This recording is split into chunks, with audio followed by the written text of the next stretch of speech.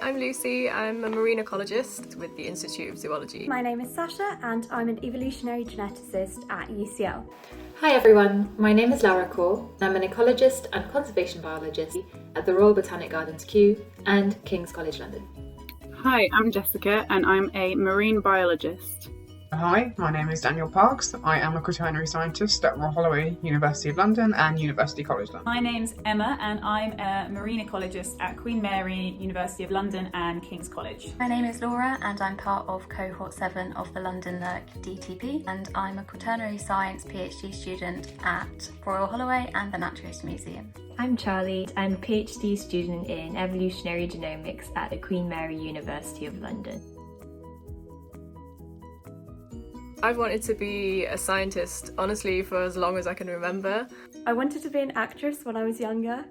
Clearly that didn't happen. I always wanted to be some sort of conservationist. I wanted to be involved in research. Always really loved the natural world. When I was younger, I wanted to be a zookeeper. I was always obsessed with animals. I had so many different ambitions when I was a young kid, ranging from wanting to be a vet to dreaming of being a football player. But I think I first became interested in the environment when I was in secondary school. I didn't even realise that becoming an ecologist was something that existed until I was lucky enough to go to university. I always loved animals, but I also loved evolution and the fact that there was a world before humans were here. I think I grew into that during high school when I was learning about evolution properly. When I was in year 8, discovered what climatology was. I watched the film The Day After Tomorrow. I decided from then that I wanted to pursue things related to climatology. I wanted to be a vet, I wanted to be an astronomer. Went through lots of different ideas of professions before deciding to become a scientist. My favourite subject at school was actually psychology, weirdly enough, purely because I really didn't like school, I didn't have a good time at school, but I had a really nice psychology teacher. PE and maths, maybe not a common combination. Definitely art. I actually didn't enjoy biology that much. My favourite subject at school was biology, obviously. Favourite subject was biology. I had an amazing teacher that really encouraged my love for animals and evolution. Really inspired by that.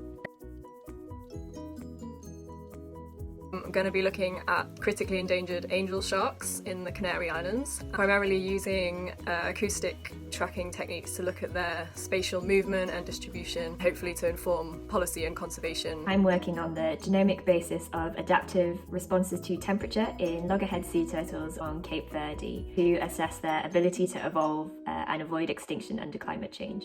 I'm looking at a selfish genetic element called Martic drive in the stalk-eyed fly and how it biases its own transmission to the next generation. The Martic drive gene is called a segregation distorter, which means it biases the sex ratio. Going to be doing some field work in Malaysia to understand how the frequency of drive changes in a different population and whether it can cause population extinction. My PhD project is looking at plastics in the Indian Ocean, specifically at the impacts of plastics on manta rays around the British Indian Ocean territory and the Maldives and Indonesia, which is an area where there's lots of mantas but also lots of plastic. My PhD is focusing on assessing the trophic ecology, habitat and survival status of the Antillean manatee in northern Brazil. So for my PhD, I'm looking at the conservation of useful plant species in Colombia. And I'm working as part of a wider project that's being run by Kew Gardens. By useful species, we mean plant species that we know people have used for things like medicine, food, building, or for spiritual and cultural reasons. To protect them, I'm applying methods from both ecology and social sciences. If you think of the natural climates that I've taught course, you have warm, cold periods.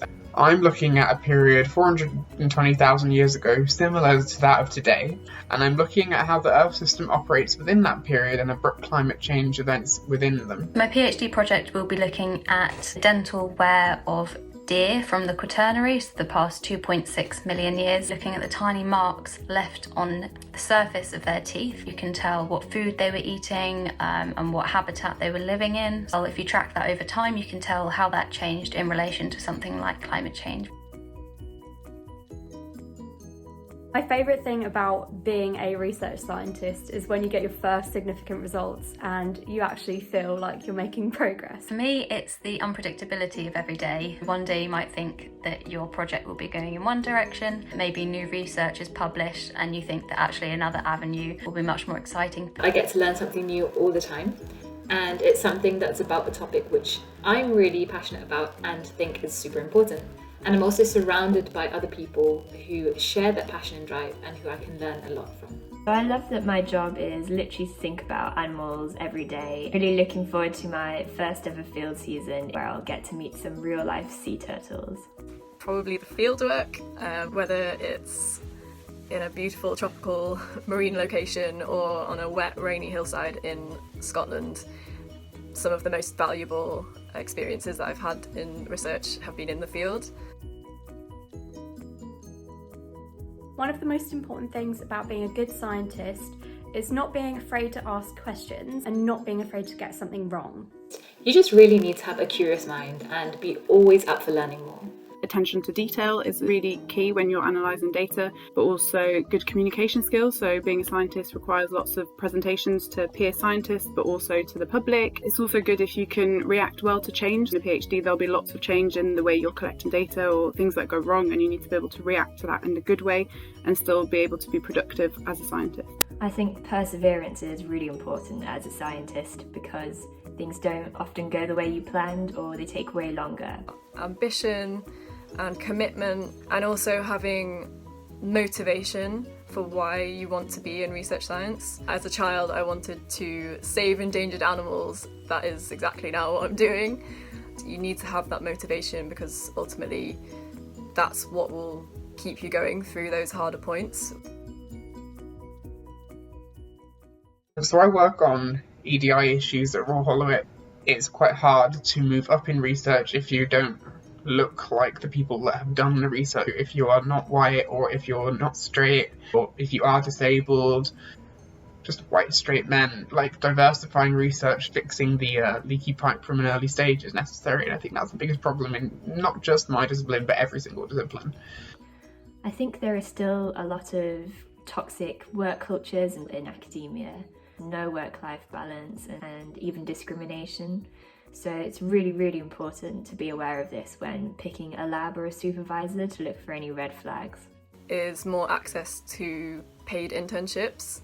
A lot of pressure to get a lot of experience, especially in the field in marine science. A lot of young people end up doing unpaid or very low paid internships, which just increases inequalities and lack of diversity in this field. I would quite like to see more sort of visibility surrounding learning difficulty. I've had dyslexia pretty much all of my academic career, and I think it should sort of be more normalised or talked about for PhD students to have learning difficulties, because I think there's a real stigma about everyone just having to be able to write really well at every single opportunity, and I just think for a lot of people that just isn't the case, but that doesn't mean that they are not capable.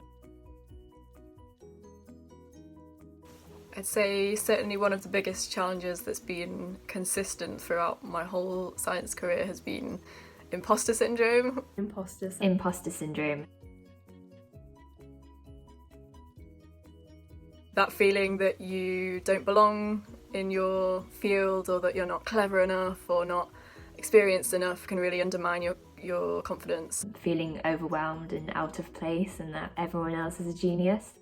But that's not the case, and I think it's quite common to feel this way in academia. Biggest challenge that I face in my research, so I have Tourette's, and a lot of the work that I do is quite intricate. I'm drilling calcite layers which are far less than a millimetre thick in many cases. Doing that is very difficult when you are trying not to twitch, and if you do twitch and you end up disturbing other bits of sediment, you can get contamination, and I've just got to be very, very careful. I think a major challenge for anyone working in conservation and the environmental sector in general is remaining constantly optimistic, even as we get more and more evidence of environmental degradation and biodiversity loss. But of course, there's also lots of other, funny challenges associated day to day with being an ecologist, especially when you're out on fieldwork. When I was in Honduras on a 6-week expedition, I managed to dislocate my shoulder on the second day in the middle of a cloud forest. In Central Asia, after travelling for a couple of days to reach a village where we planned to do fieldwork, we were turned away at the village gates. Even in the UK, I've been stuck in a swamp before, countless other, small incidents and challenges, but that's all part and parcel of being an ecologist. And when you're out on field work, which is a great part of the job, you just have to expect the unexpected. I would probably tell my 15-year-old self that it doesn't matter if you don't know what you want to do at school. People tell you need to choose your subjects because they'll impact the rest of your life, and I would actually just say do what you enjoy, and then it'll lead you naturally to a path that you're happy in your life. A message to my 15-year-old self would be to keep faith, keep trying, and it will work out in the end. Don't be afraid to be passionate about the things that you care about. You don't always have to fit in, whether it's being proud about your culture or showing that you care about an environmental or social cause, or even that you love baking and knitting. Like, if it's something that excites you, show it off, embrace it. Be the person who you are meant to be. You don't have to constantly fit into what society tells you is the thing to be doing. If I could tell my 15-year-old self something, I would say that it's okay to feel like an imposter sometimes, because I found out that pretty much everybody feels that way, no matter what stage of your education or career you're in.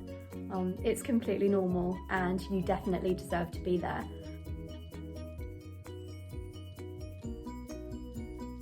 So I'd say go for it, because this field is absolutely amazing to work in, and it is really competitive. So a bit of boring but realistic advice: take any opportunities you can get to get experience that will make your CV really stand out. My main advice for anyone wanting to get into environmental science is to get involved straight away. Whether it's volunteering for your local wildlife trust, or joining a youth climate march, or even just reading up about how you and your family can make sustainability changes in your household. Environmental science is a huge discipline, and there are so many ways that you can start to make a difference. Learn more about it now. If you're able to get as much hands-on experience as possible in the field that you're interested in, I learnt the hard way that it can help you understand the field much more than many books can. And don't be disheartened if you can't get on a PhD straight away. It doesn't mean you're not capable.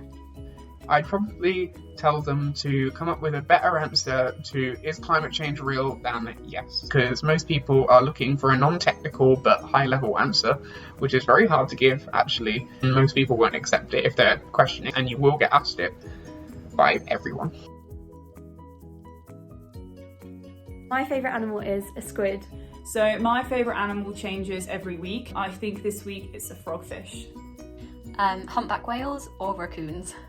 Ooh, raccoons, otters, dogs, red pandas. Cats are my favourite animal.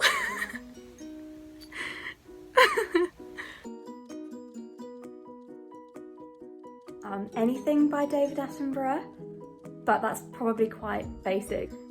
Anything with David Attenborough. Blue Planet, especially the deep ocean scenes. My favourite documentary would be March of the Penguins, because it's nothing at all related to what I do, but I really like penguins. The weirdest thing about my research is that I spend a lot of time looking at fly testes. I'm not too sure. I guess studying the teeth of an animal that's been dead over 1 million years isn't the most normal thing to do week by week, but personally I think it's much easier than studying an animal that's live and moving. The funniest thing about my research is that I'm looking at potentially going to analyse manta ray poo, be in the field collecting with a little vial manta ray poo, manta ray vomit.